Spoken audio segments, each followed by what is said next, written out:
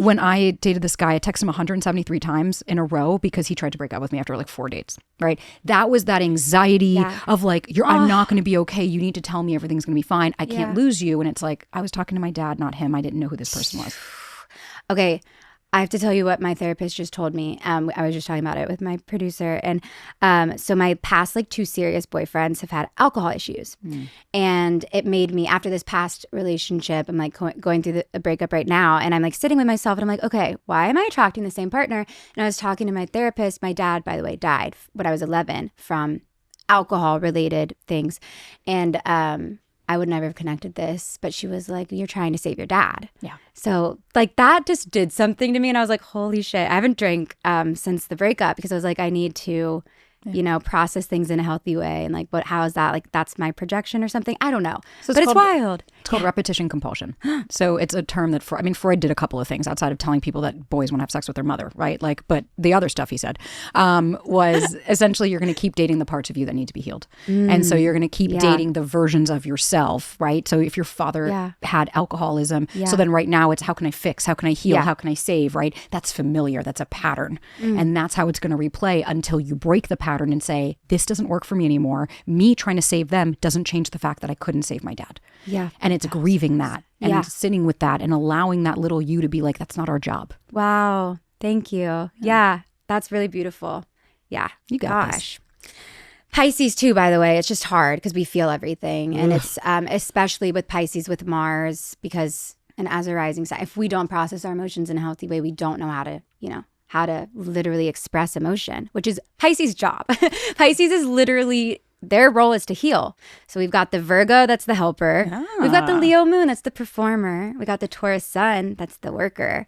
And then we have your Pisces, which is the healer. And it's all in that 7th house. So yeah, it's just really fascinating. It's all a puzzle. We're going to go to the 5th house. This is actually the house that's ruled by Leo. So the 5th house, I call it the fun house. Like this is where we have fashion and sports and movies and music, and it's entertainment. It's also where children live, and it's also where we see like women's reproductive system basically, and but also our inner child lives here too. And you have Uranus here, and Uranus, it's not a personal planet. This is not a planet that really you feel every day, but in like the grand scheme of your life, it's a big deal. Uranus is the planet that basically, it's where we are shaking up systems and where we're doing some changing, some growing, some evolving, some cutting cords. We're literally taking a system and we're completely reshaping it so that it can work better.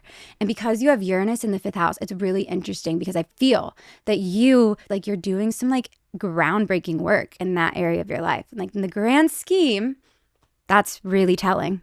And it's funny because I feel like everything I do is such a disruptor, but not like I'm intentionally trying to do it. Yes. But I'm so tired of like, if he wanted to, he would. Clickbait. Yeah. Why the guy doesn't, if he doesn't text you good morning every day, he doesn't like you. And it's like, hey, not everybody can be chalked up to 140 characters or less. Yeah. And not everybody is a bumper sticker slogan. We are nuanced, textured creatures that have so many layers to us that if I chalked it up to if a guy doesn't text me every day, doesn't like me, I would never be with my partner. So I really like to shake it up. Ditto on that, by the way. Avoidant personality here. Just because I'm not texting you does not mean I don't like you. I just probably lost my phone. It's dead or I'm sad or I'm busy. Like literally not everybody is good at our phones. That's society and the pressure we feel. But like we weren't designed to move this quickly. No, but that's also projection of the anxious person, right? Ooh, okay. Projecting onto the other person. Well, I would handle it this way. I would do that. And it's like your lived experience isn't everybody else's lived experience. You have your phone in your hand 24/7. Even if I do, you don't get access to me 24/7.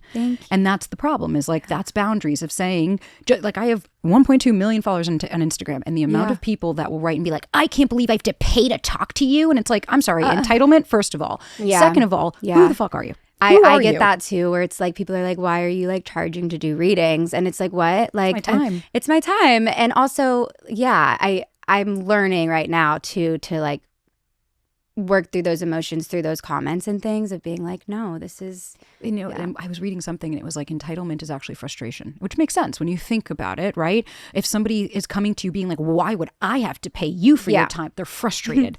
They're frustrated that they don't have the answers. I can hold space and compassion for those people, but I can also tell them to get bent, right? Like there's holding one of my favorite things when it comes to healing and doing the work. And I want to just clarify for anybody that's like, I don't know what any of this means. When you heal and you grow and you evolve, all of the work that you and I are both doing on ourselves isn't that this stuff goes away. It's that you and I can learn how to live with these emotions, these feelings, these things that come up in a more conducive space, right? And so with that comes knowing that like, yeah, I'm going to annoy people. I'm going to piss you off. But what really matters is taking care of my little, because all of my life I self-abandoned to make everybody else happy. And so that's going to replicate in your business and you're going to feel that dysregulation in your business versus saying, well, if that doesn't work for you, find someone else. Yeah. Right? I don't DM like massive trainers Absolutely and say, not. program my workout for me. Exactly. And again, part of healing is holding two conflicting thoughts. I can say, I can have space for you and I understand you're hurting, but I can also say that's not appropriate behavior.